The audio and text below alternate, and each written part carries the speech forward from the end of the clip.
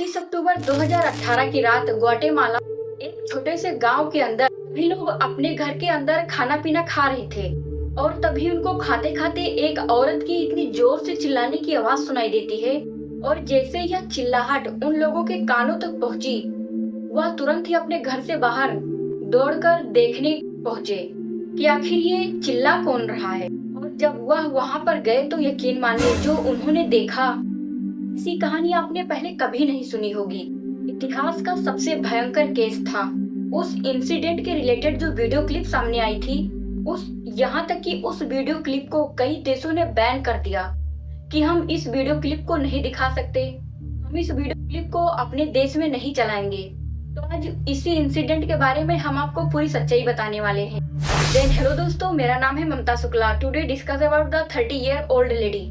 तो उस लड़की की उम्र करीबन 32 साल की हो चुकी थी और उसकी लाइफ बहुत कुछ अच्छी खासी नहीं थी। वह अपने उम्र के 32 साल पार कर चुकी थी, लेकिन यहाँ पर अलेक्जेंड्रा की लाइफ इतनी आसान नहीं थी, कुछ अच्छी खासी नहीं थी। जब उसकी उम्र मात्र 3 साल की थी तभी उसके पेरेंट्स का एक एक्सीडेंट में मौत हो जाता है और उसके बाद से ही इसके भाई बहन और वो खुद अनाथ हो जाते हैं। इन लोगों को अब यह समझ नहीं आ रहा था कि आखिर परिवार का खर्च कैसे चले, परिवार कैसे चले, क्योंकि उनका परिवार बहुत ज्यादा गरीबी में पल रहा था। लेकिन जैसे तैसे करके इसके बड़े भाइयों ने, इसकी बहन ने काम किया और परिवार को मैनेज किया। धीरे धीरे सभी बच्चों की उम्र तो बढ़ती जा रही थी और सभी अपना काम धंधा पकड़ चुके थे। और अब यहाँ अलेक्जेंड्रा की उम्र भी तकरीबन 14 साल की हो चुकी थी। तब उसके भाइयों ने उसे कहा कि देखो, हमने तुमको इतना बड़ा तो कर दिया, लेकिन अब तुमको कुछ काम धंधा यहाँ पर जरूर करना पड़ेगा। लेकिन यहाँ उसके पास कोई काम धंधा करने को था नहीं, वह खुद भी पढ़ी लिखी नहीं थी। तो यहाँ पर उसके भाइयों ने मिलकर उसकी शादी करवा दी। अब जैसे ही इस लड़की की शादी हो गई तो कुछ समय बाद अलेक्जेंड्रा के 3 बच्चे हुए। बच्चों की जिम्मेदारी सर पर आ गई और अलेक्जेंड्रा के पति कुछ अच्छा खासा धंधा भी नहीं कर रहा था। गांव में रहते हुए वो भी छोटी मोटी दिहाड़ी मजदूरी करता था। लेकिन यहाँ दिक्कत यह थी कि वह सारा दिन दारू के नशे में चूर रहता और जब वह घर वापस आता तो अलेक्जेंड्रा के साथ मारपीट वगैरह करता और बच्चों को घर से बाहर निकालने की धमकियां तक देता। लेकिन अब कोई क्या ही कुछ कर सकता था। अलेक्जेंड्रा इस सब चीजों से परेशान होकर अपने भाइयों के घर आई। वहां जाकर अपने भाइयों के साथ सब कुछ डिस्कस किया कि ऐसे ऐसे उसकी जिंदगी में दिक्कत चल रही है। उसके भाइयों ने ये कहा कि तुम एक काम करो, तुम अपना एक अलग कमरा ले लो और अपने बच्चों के साथ वहां पर जाकर शिफ्ट हो जाओ और अपना कोई काम धंधा करो। अब उसे अपनी जिंदगी तो चलानी ही है। 2014 के आसपास अलेक्जेंड्रा एक गांव में आकर अपने 3 बच्चों को लेकर एक कमरा किराए पर लेकर रहने लगी। अब उसको क्योंकि पैसा चाहिए तो उसको कोई ना कोई काम भी करना पड़ेगा। काम के रूप में जो उसके गांव के बराबर एक नदी बह रही थी, वहां पर उसने लॉन्ड्री का काम शुरू कर दिया। इस काम को करने के लिए वह अपने बच्चों को साथ लेकर घर घर जाकर कपड़े को कलेक्ट करती, अपने बच्चों के हाथों से भी कपड़े कलेक्ट करवाती, क्योंकि अब उसके बच्चे भी 2-3 साल के हो चुके थे, इसलिए वो अपने साथ ही लगाकर उन्हें रखती थी। से सारे कपड़े कलेक्ट होते तो सीधा उनको उस नदी पर लेकर जाती और वहाँ पर और काफी सारी लेडीज थी उसके साथ ही काम कर रही थी। जैसे तैसे करके उस बेचारी को थोड़ा बहुत पैसे मिलने लगे थे, उसका घर खर्च चलने लगा था, बच्चों को भी पालना था और खुद को भी देखना था। जैसे कि मैंने आपको बताया कि यह गांव छोटा सा था, कुछ 1000 लोग थे उसमें और कुछ 1000 लोग आज भी वहां पर रहते हैं। और इस गांव के अंदर कुछ ज्यादा अट्रैक्शन वगैरह नहीं था कि जहां लोग जाकर अपना टाइम वगैरह पास करे। वह लोग अपना टाइम पास करने के लिए किसी चौराहे के बीच में जाकर बैठ जाते थे और जो औरतें थी वो एक दूसरे के घरों में जाकर बैठकर बातें करती। अलेक्जेंड्रा तो अकेली थी, अब उसके पास कोई चारा नहीं था तो उसको अपनी बड़ी बहन के घर जाकर, एल्वीरा जिसका नाम है, उसके घर पर ही जाकर अपना टाइम पास करना पड़ता। जब भी अलेक्जेंड्रा को टाइम मिलता तो वो अपने बच्चों को लेकर अपनी बहन के घर ही जाती और वहां जाकर जब उससे बातें करती तो उसे यह समझ में आया इतनी दुखी वह खुद अपने पति से थी, उससे कहीं ज्यादा दुखी उसकी तो बड़ी बहन है। उसकी अपनी बहन के घर आना जाना काफी हद तक ठीक हो चुका था। यहाँ पर एल्वीरा की सास ने अलेक्जेंड्रा को यह आइडिया दिया कि तुम्हें भी अब शादी कर लेनी चाहिए, ऐसे तो जिंदगी अकेली नहीं कटेगी। लंबे टाइम से यहाँ पर लॉन्ड्री वाला काम कर रही हो, अरे बच्चे भी अब बड़े हो चुके हैं तो उनको एक सहारे की जरूरत है। यह सब चीज जब अलेक्जेंडर ने सुनी तो उसको भी कहीं ना कहीं यह लग रहा था कि हाँ, ये बात तो सही है, कहीं ना कहीं ठीक है। को गांव में ही एक 43 साल का मारियो नाम का एक आदमी दिखाई देता है, और जैसे ही इन दोनों ने आपस में एक दूसरे को देखा तो पहले ही अट्रैक्शन में मारियो समझ गया कि अलेक्जेंड्रा उससे कुछ कहना चाहती है। अब यहाँ मारियो खुद से उठकर अलेक्जेंड्रा के पास आया, कि वह गांव के बीच में एक चौराहे पर खड़े होकर बात कर रहे थे। और यहाँ पर अलेक्जेंड्रा ने अपने पास्ट के बारे में मारियो को सब कुछ बता दिया कि कैसे कैसे उसके पति के साथ उसकी तलाक हुई और वह अलग अपने बच्चों के साथ रह रही है। मारियो ने भी अलेक्जेंडर को बताया कि उसका भी तलाक काफी लंबे समय से हो चुका है। इस तलाक के बाद उसके बच्चे उसके पत्नी के साथ ही रहते हैं। वह अकेला इस गांव के अंदर समय जैसे तैसे काट रहा है।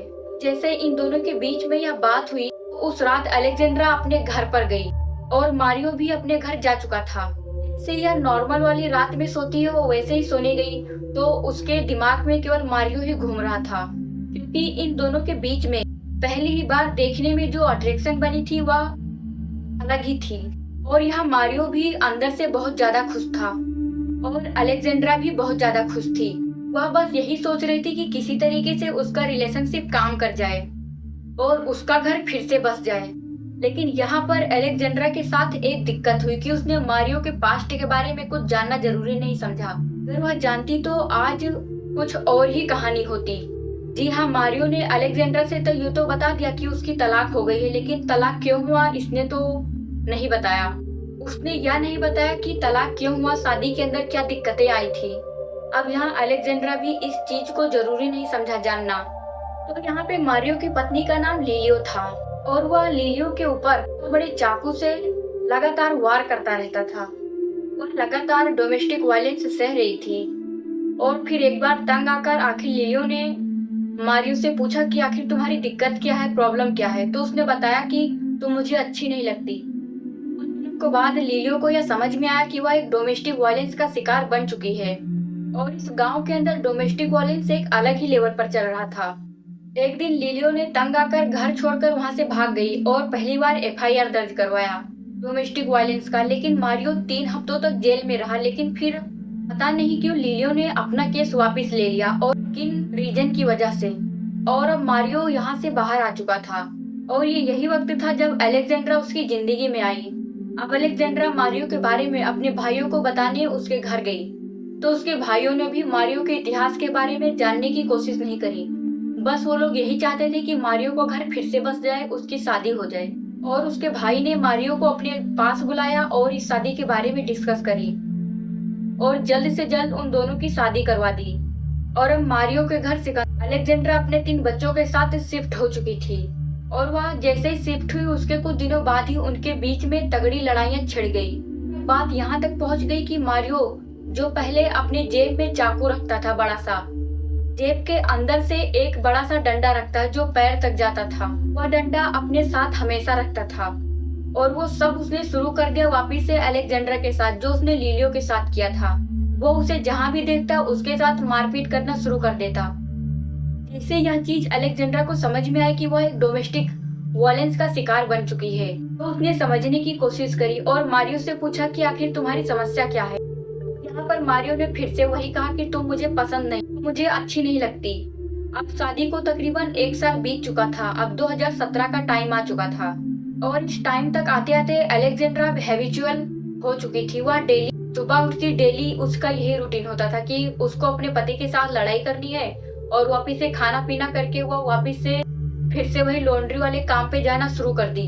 और वह जब रात को घर आती तो फिर से वही सब झेलना। और अब मारियो को अलेक्जेंड्रा के ऊपर शक होने लगा, अलेक्जेंड्रा के किसी और लड़के के साथ चक्कर वक्कर चल रहा है। जैसे उस आदमी के दिमाग में यह शक बैठ गया तो उसका टॉर्चर करने का लेवल और ज्यादा बढ़ गया। वह जैसे ही अलेक्जेंड्रा को घर के अंदर देखता वह सीधा बस उसके ऊपर चढ़ जाता, मारपीट करना शुरू कर देता। और इस सब से अब गाँव वालों को कोई फर्क नहीं पड़ रहा था, क्योंकि वो लोग भी अब ढल चुके थे। और अब ऐसे करते करते 22 अक्टूबर 2018 का दिन आता है।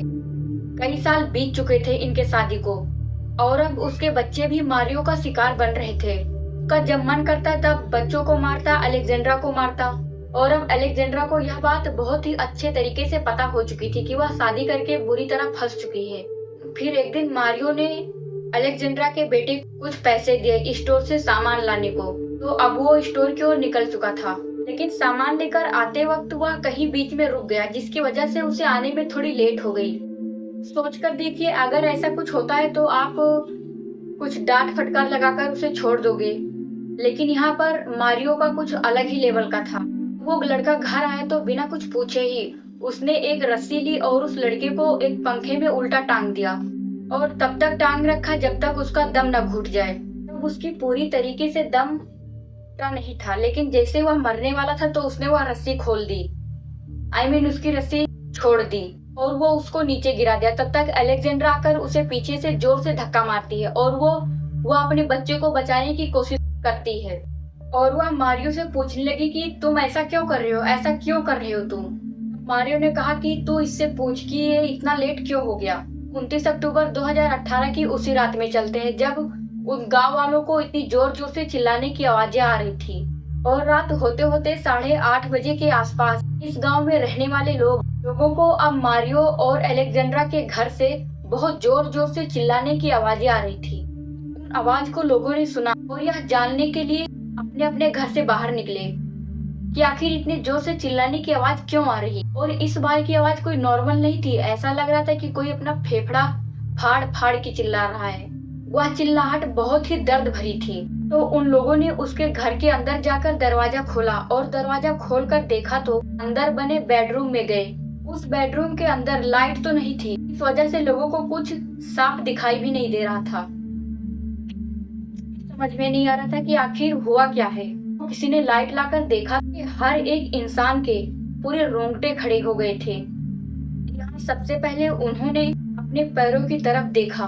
जो लोग वहाँ खड़े थे वो कहीं और नहीं खड़े थे, बल्कि खून से भरे हुए फर्श के ऊपर खड़े थे। और जैसे ही उन्होंने सामने की ओर देखा तो फर्श पर खून बहुत तेजी से बह रहा था, और साथ ही खून के बीच में फर्श के ऊपर ही एक कटा हुआ हाथ पड़ा था। जैसे ही यह चीज देखकर वो लोग अंदर की ओर गए तो उन्होंने देखा कि बेड पर अलेक्जेंड्रा पड़ी हुई है। लेकिन यहाँ पर जो अलेक्जेंड्रा पड़ी थी वह कोई नॉर्मल हालत में नहीं पड़ी थी। यहाँ अलेक्जेंड्रा के साथ क्या हुआ समझने के लिए 28 अक्टूबर के दिन सुबह उठी, उसने अपना नाश्ता वगैरह बनाया और अपने काम पर गई अपने बच्चे के साथ में। और उस दिन वो अकेली नहीं गई, मारियो भी उसके साथ गया पीछा करते करते, यह जानने के लिए कि आखिर उसका चक्कर चल रहा है या नहीं चल रहा है। वो घर घर से कपड़ा कलेक्ट कर नदी पर गई, वहां पर कपड़े धोई, और तकरीबन 2-3 घंटे बीत चुके थे। और वहीं पर खड़ा होकर मारियो उन सब पर निगरानी रख रहा था, क्योंकि मारियो का जो शक था कि अलेक्जेंड्रा आज करती क्या है, अलेक्जेंड्रा के किसी और के चक्कर चल रहा है या नहीं, उसका शक यकीन में बदल चुका था। और वो वहीं पर यह सोच लिया कि आज उसे खत्म करना है। जब अलेक्जेंड्रा घर आती है तो उसे बिना कुछ पूछे वो उसके ऊपर पूरा मारपीट करना शुरू कर देता है। लेकिन तभी अलेक्जेंड्रा बताती है कि आखिर बात क्या। तो उसने पूछना सब कुछ शुरू किया कि आखिर आज तुम करी क्या क्या क्या किया। तो अलेक्जेंड्रा ने बताया कि वह अपनी एल्विरा बहन के पास गई थी। अगर तुम्हें यकीन नहीं है तो उसके घर पर जाकर पूछ लो। कि मारियो ठहरा एक नंबर का संकी, वो पूरा एक पागल था। अब वह गुस्से में घर से बाहर निकलता है, और वो जब वो घर वापस आता है तो वह जो पहले अपने साथ बड़ा सा चाकू रखता था, वह चाकू जैसा ही कुछ लेकर वापस घर में गया। अंदर उसने देखा कि अलेक्जेंड्रा बेड के ऊपर लेटी हुई है। वह अपने बेडरूम में गया और वहां जाते ही बिना कुछ सोचे समझे, बिना कुछ बात किए उसने सीधा अलेक्जेंड्रा के ऊपर वार करना शुरू कर दिया। उस बेचारे को बोलने का मौका तक नहीं दिया। उसको कुछ समझ में नहीं आया कि एकदम से मारियो ने उसके साथ यह कुछ क्यों कर रहा है।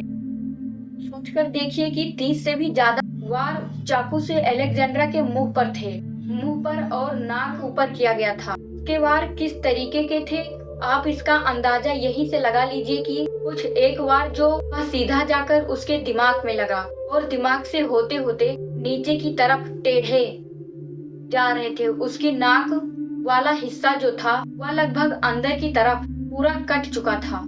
बेचारी अलेक्जेंड्रा अब अपना पूरा जोर लगाकर बस वह चिल्लाई जा रही थी, लेकिन उसकी मदद करने वाला कोई भी नहीं था। वह तकरीबन 10 मिनट तक मारियो ने उसके ऊपर दर्जनों वार किए, बेचारी को पैकमैन जैसा बना दिया। केस में इस अलेक्जेंड्रा का नाम तभी मिस बैकमैन पड़ा, क्योंकि मारियो ने अलेक्जेंड्रा के मुंह को काट काट कर बैकमैन जैसा बना दिया था। समझ ही सकते हैं अलेक्जेंड्रा का फेस कैसा हो चुका था। अलेक्जेंड्रा जोर से चिल्लाई जा रही थी, लेकिन उसकी मदद करने वाला कोई नहीं था। ऊपर से यह मारियो उसके मुंह पर वार किए जा रहा था, और इतना नहीं, उसका खून जब पूरे बेड पर फैल चुका था, खून नीचे टपकने लगा, भी वह मारियो नहीं रुका।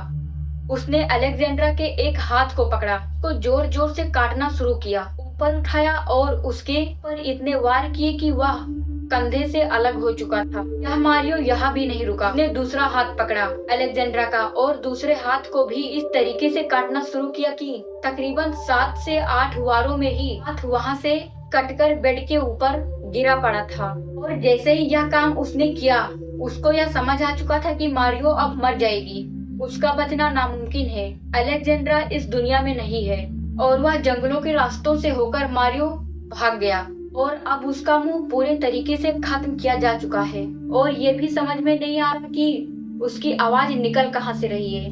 तो जब फ्लैश लाइट से देखा तो सबसे पहले दिखाई दिया कि उसका हाथ नीचे कटा हुआ पड़ा है, खून के अंदर पड़ा है, और लेफ्ट साइड में जो बेड पड़ा है, अलेक्जेंड्रा पड़ी है, उसका दूसरा हाथ भी साइड में पड़ा हुआ है, वह भी खून से पूरा लथपथ था। यहाँ अलेक्जेंड्रा बहुत जोर जोर से चिल्ला रही है, उसके मुंह में इतना तो खाली हिस्सा बन चुका था कि पता नहीं उसकी आवाज कहाँ से निकल रही है, क्योंकि उसका मुंह तो दिखाई नहीं दे रहा था। मुंह का एक बहुत बड़ा सा मांस का टुकड़ा नीचे लटक रहा था, लेकिन यहाँ खड़े व्यक्ति किसी ने अलेक्जेंड्रा को बचाने की कोशिश नहीं करी, बल्कि सबके सब उसकी वीडियो बनाने में जुट गए। अलेक्जेंड्रा आखिर करती भी तो क्या करती, वह बस चिल्लाए जा रही थी। करीब उन लोगों के सामने वह 25 मिनट तक चिल्लाती रही, और चिल्लाने के बाद भी उस बेचारी अलेक्जेंड्रा ने इस दुनिया को अलविदा कह दिया। उसने उसी बेड पर पड़े पड़े अपना दम तोड़ दिया, लेकिन 25 मिनट में वहां खड़े लोगों की किसी की हिम्मत नहीं हुई कि उसे उठाकर किसी चीज में लपेट कर ढक कर उसे हॉस्पिटल पहुंचाते। और इस मारियो का क्या हुआ आज तक पता नहीं चला।